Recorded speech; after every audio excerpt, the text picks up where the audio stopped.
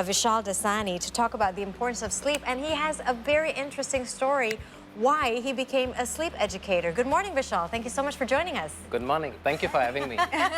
So, Vishal, you become a sleep educator, and it all started from 2013. Yes. When you experienced jet lag. Massive jet lag. Massive jet lag Massive jet lag. during your honeymoon trip with your wife to Paris. Yeah. And in 21 days, you gained 15 kilos. Yes. And this is related to sleep. Could you please tell us a little bit more about this? So when we flew to Paris from Jakarta, I did not know what was the condition going to be there. We landed in Paris about 3 to 4 p.m., checked in and everything. We did a stroll around the Eiffel Tower. I was very tired because I could not sleep in the flight. Right. My wife, on the other hand, though she said she would accompany me in the flight, Yeah. she dozed off. Right. So she got her sleep. Right. Whereas in my case, I was very tired. But the moment we reached there, the sun was still blaring. Yes. So it was still very bright, and I do not know what happened. So in the sense that I was tired, it was around 10 p.m. at night, but I was unable to sleep. Wow. I was unable to sleep, and that pattern continued for several days, several weeks. Yes. And because of that, what happened was my appetite shot up. I was eating like as if there is no tomorrow. And then I told my wife, if we want to go sightseeing, I don't want to walk. That energy was not there. Right. Yeah. So 21 days passed. I came back from Europe and then went to Bali to unjet lag myself. Right. But it didn't work. Okay. It didn't work. And then the way I was eating one whole chicken to myself. Wow. No sharing. No sharing. And this is all because of lack of sleep. Yes. Back then, I did not realize it was lack of sleep. I thought maybe it was the excitement of starting a new life. Yes. So that excitement was driving my appetite. But I got to know that it was jet lag 7 years later after honeymoon. Wow. 7 years later, so that was during the pandemic. That During was the pandemic. in 2020. So what did you learn about, if we experience lack of sleep and its effect on our body? Because Rasha and I, we've also experienced jet lag, of course, because we Yes. travel sometimes. But we don't really experience our appetite shooting up. So what other effects can happen Okay. to us physically? So when it comes to lack of sleep, and by lack of sleep, I mean consistently not getting 6 hours per night, can have many negative effects on the health. And by health here, I mean not only physical health, emotional health, as well as mental health. You snap quicker. You become very frustrated when you don't get enough sleep. I'm sure all of us here must have experienced that. Right? Absolutely, Vishal. And it's difficult for us to focus on our work. It takes very long time to complete a simple task. Yes, Yeah. Sounds familiar. Okay. I can relate. Not only that, our immune system also goes down. So it is very easy for us to catch infection, virus, especially during a pandemic area. If you don't get enough sleep, your immune goes down, then it gets very easy for you to actually get infected. And then sexual drive goes down, Interesting. appetite goes up, satiety goes down, you get more hunger, and when you see food, you select only comfort foods. Foods Right. that will give you the satisfaction in the tongue, but may not give enough nutrients for the body. Right. It seems like what you're describing, lack of sleep, causes your body to entering this state of lethargic, not optimum state. So can you tell us a bit more? Because a lot of people are familiar with taking care of their food, movement, right? But sleep is rarely talked about. Can you share with us what actually does sleep do to our health? What happens when we sleep? Okay, so when we sleep, many people perceive that when we sleep, the body does nothing. Actually, the body is quite busy when we sleep. Yes. It is actually busy repairing what we have been through the entire day. There is always wear and tear. So the body during sleep repairs the muscles, and there is always collection of toxins throughout the day. So the body clears out all the toxin in the body and in the brain, and then the body processes all the experiences that we felt throughout the day. And then, of course, during the day, we learn something. So the body processes the memory, the consolidation of memory, the learning process. So that happens during our sleep. So when people say that nothing happens during sleep, I'm so sorry. It's so not true. So it's as much as important as meditation. It's like a reset for your body. Well, meditation can be seen as one of the ways to relax the mind and the body, and it gives ultimate relaxation. Yes. But yeah, sleep is something else. Okay. Yeah, sleep is something it's else. almost like a recovery, a Recovery. restoration even Restoration, of yes, our you body. got the word right, restoration. Yeah, so sleep, when we talk about sleep, we also need to talk about quality, right? Yes. Quality, what is quality sleep? Okay, so when we talk about quality sleep, we talk about the different sleep stages. So in scientific terms, they divide sleep into REM, non-REM. Yeah. But again, they are still further divided. But for to make it simple, Yes. sleep is divided into light sleep, deep sleep, and REM sleep. Yes. Yes. And throughout the night, we experience all these three stages. So when people say that I want 7 hours of deep sleep, you don't want 7 hours of deep sleep. You want 7 hours of the entire light sleep, deep sleep, and REM sleep because they serve different functions. Right. Yeah, like for example, light sleep focuses more on preparation of learning, consolidation of memory. Deep sleep focuses on brain and body detoxification, repair of the muscles. And then REM sleep, this is where we dream the most, REM sleep. It's emotional healing. It helps you to move on, right? It helps you to be creative. It helps you to be strategic in thinking. So you need all these three. That's Do beautiful. you need to have preparation in order for you to get a good night's sleep? Because a lot of people are now talking about, having a morning routine, waking up at 5 a.m. But what about the routine before the sleep in order for us to ensure that we have the right amount of sleep? So you're talking about sleep hygiene, Sleep hygiene. what people call exactly. sleep hygiene, right? Okay, so good sleep actually does not start at night. It starts in the morning. Yes. Interesting. It starts in the morning.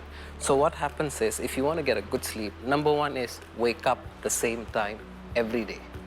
It's going to be hard for us. Okay. That's number one. Number two, get enough sunlight in the morning. Get enough sunlight in the Yes. morning. Or bright light. Bright light. Because bright light will sync our biological clock. It tells you when to be awake and at the end when to fall sleepy, when to feel sleepy, sorry. Right. So when you get enough bright light, the brain starts a timer. Okay, it's now the time to be alert. Right. Around 12 to 14 hours later, I'm going to make you sleepy. Okay. So bright light is very important. And this is what I tell my clients as well. Have you actually done your sunbathing routine? If not, please do it. So it's not only about vitamin D anymore. It's about synchronizing your body clock. Right. Wow. Okay, that's So the sunbathing would be around what time? And the for how moment you long? wake up. Yeah. Within 1 hour, get 15 to 20 minutes of bright light. Okay. Okay. Goes down, Yeah. and then you need to charge it. Yeah. But if you don't use your smartphone, you don't need to charge it. It's just like that. Yeah. And then you need to eat nutritious foods. That's very important. Right. And- What do you have any tips on foods to avoid? I don't know, like, are there foods that keep you awake? I don't know. Oh, I'm sure there are trigger foods, but again, because I'm not a nutritionist, so I cannot tell, okay, avoid these foods. Yes. But usually spicy foods. For some people, there are trigger foods. Yeah, so we just need to know what to avoid and how much to consume. Right. But the reason behind having nutritious meals is because your body needs the nutrients Yes. to be able to function throughout the day and to be able to be relaxed at night. Okay. So by eating enough fruits, vegetables, enough protein, carbs and fats, balance in the quantity that your body needs right now, Okay. it can help you to sleep at night. Right. Now, while we're at the topic of food, how long is it that you have to have your last meal before you sleep? Because there needs to be like a duration, Oh yeah, right? yeah, yeah. Again, the general guideline is between 2 to 4 hours, depending the size of the meal before you sleep. So the idea is at night before you go to bed, you want to be in a state of I'm not too hungry, but I'm not too full. Yes. You want to be in that state. Yes. Because there has been evidence saying that if you try to go to bed too hungry, Yeah. the process of sleeping is going to be much more difficult. Interesting. I've had some of those nights recently. yeah. And because the moment you close your eyes, what comes?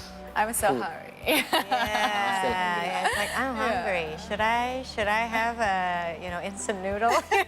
And at night, it is going to be quite difficult for us to actually prepare a more balanced meal. We go for Yes. something which is very instant. Yes. And right now, food is available 24 hours. As long as we have enough, balance in the app, Yeah. just order. Food will be delivered, Yeah. right? Yeah. And So it's very easy. Yeah. Yeah. So make sure you eat enough Okay. so that at night you don't feel too hungry and not too full. Because it's also uneasy when you're too full and you try to sleep. Yes. The reflux and the heartburn and so on, it's very uneasy. Very uncomfortable as well during sleeping.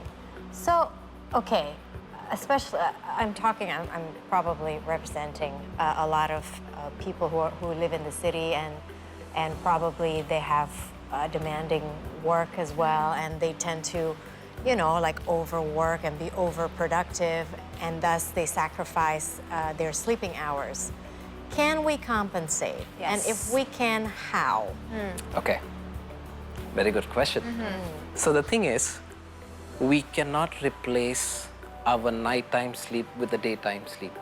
The effects are different. But if we don't get enough night sleep, we can use afternoon time to recover through napping. Siesta, like what Siesta. the Spanish Yes, does. and it's a culture there. Yes, it is. It's a culture there. Yes. And in sleep science, it's called biphasic sleeping patterns. Right. Which means that in a cycle of 24 hours, you sleep twice. The major portion still at night, and then the small chunk in the afternoon. Okay. Yeah. All right. Well, All that's good. right. Now, here on the table, we have 3 books here. Sleep Healing. This is Yes. a book that you wrote. Yes. Can you share with us a bit more about what's inside the book? So basically, this book talks about the basic understanding of sleep, how sleep actually works. Because most of the people I have come across, their main issues of sleep, unless diagnosed with medical issues, it is the mindset and the behavior that is preventing them from getting a good night's sleep. So this book aims to educate the readers the basic mechanics of sleep, how sleep happens. Why that everyone has a different sleep timing. Your sleep timing and my sleep timing might be similar, Yeah. but it's going to be different because there is a genetic factor that's affecting our sleep timing. Everything is explained there. Okay. I see. Yeah. Oh, one last question. Is there such a thing as too much sleep? There is. There is. Wow. And it's also not good for health. Right. What is too much sleep? 10, 12 hours? 10 and above. Ooh, what does that do to our body if we have Well, too much one of the findings that I've read, that I've come across, people who sleep too much, unless they have the genes of long sleepers, Right. they tend to have emotional disturbances. Interesting. So people who consistently sleep longer than 10 hours, Yeah. well, we might want to check whether that person has emotional issues. Yeah, that's true, because it's one of the indicators of depression.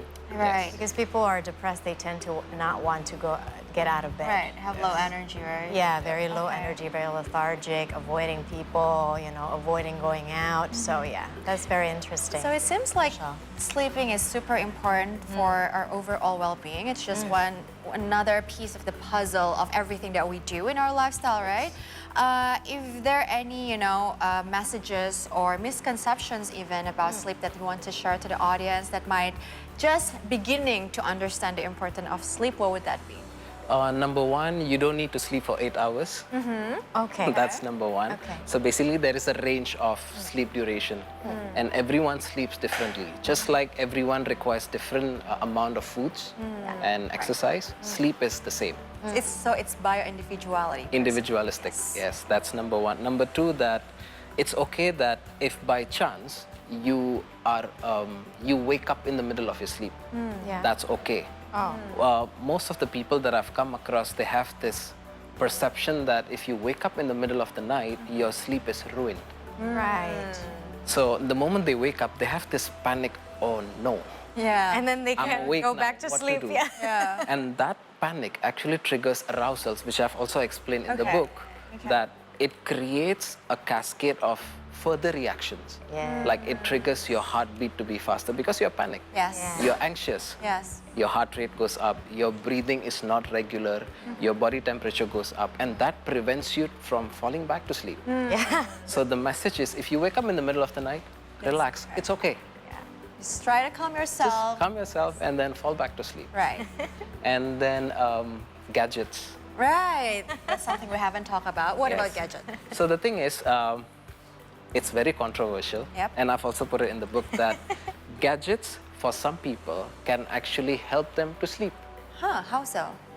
Like for example, in my case, Right. I use gadgets every night before I sleep, Wow. and that's my routine. For what? Do you use the Oh. blue light or you change it to the non-blue light? So the thing is, I don't watch it too close. I watch it from quite far. Okay. So your eyes are tired. I'm already tired, and then when I watch something that I enjoy, Yeah. I feel relaxed. Ah. So that relaxation actually helps me to fall off to sleep. The Right. thing is, I know that when I watch a series, for example, Yeah. I know that I'm just going to watch one episode. Right. And when that episode ends, I'm going to shut the laptop and then I'm going to try sleeping. Right. That can help. That can actually put people at more ease, Right. more relaxed, and then they can sleep. And there is also evidence supporting that.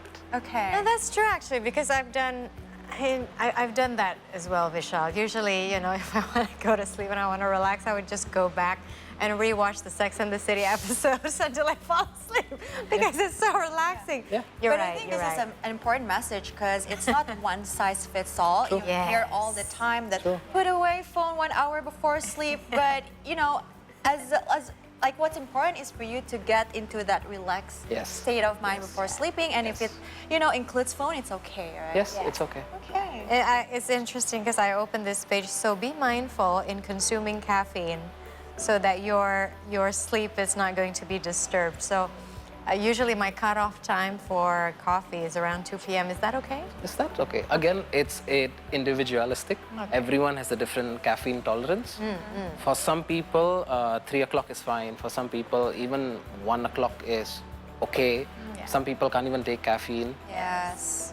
Some people, without knowing, they actually consume caffeine late, and then they tell me, I'm fine. I can that's still fall off to sleep. That's Yeah. But my next question to that person is, how was your sleep? Did you wake up feeling fresh? He said, no. What did you do after you woke up? Yeah. I went for another caffeine. Wow. So he did not enjoy the refreshing sleep that he can get. So one of the reason for that is because when the body still has excessive caffeine, it actually disturbs the deep sleep stage. Right. There you go. You don't get the refreshing, recharging sleep. Yeah. Feeling. That's Even why- though you get the time, I'm sorry to cut, even though you get the time, Yeah.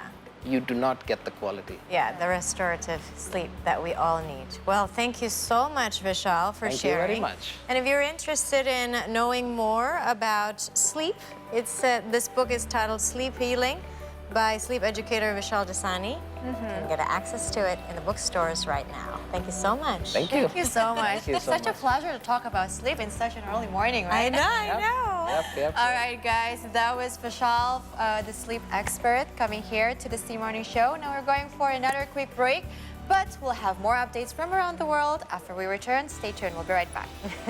Thank you. Thank you Thank so you much. That was I'm so definitely fun. gonna, pick this book.